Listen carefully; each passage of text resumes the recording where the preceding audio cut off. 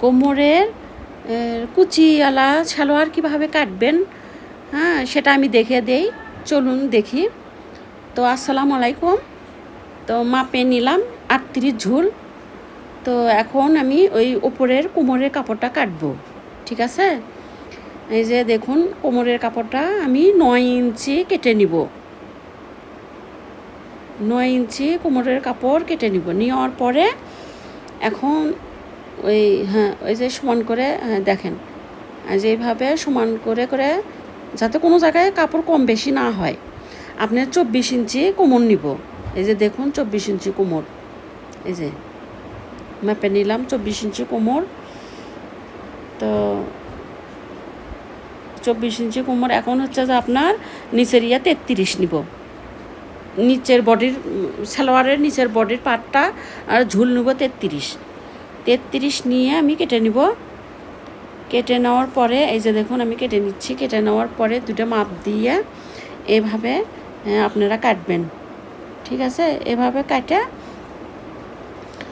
কাটার পরে সমান করে নিলাম।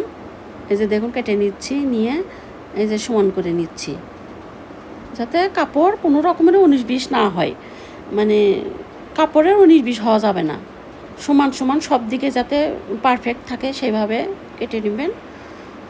তো এই মানে খুবই সহজ, কিন্তু আপনারা একটু একটু মাথা যদি একটু খাটান তাহলে দেখবেন খুব সুন্দর, খুব সহজে কুচিওয়ালা সালোয়ার বানাতে পারবেন। তো এখন আমি কল্লিটা লাগাবো। কল্লিটার কাপড় আমি কিভাবে লাগাবো দেখুন। আমি কাপড় কিন্তু ছোট বড় করে নিয়েছি। যে সামনের পাট আমি 5 ইঞ্চি 4 ইঞ্চি আমি ছোট করে নিয়েছি।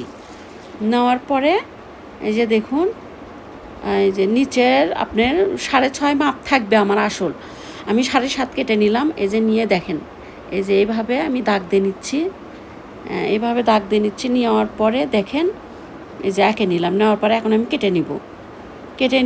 কেটে নেওয়ার পরে ওই যে আমি দেখেন ওই যে জেলে একবারে ওই রাবার লাগাই, যেভাবে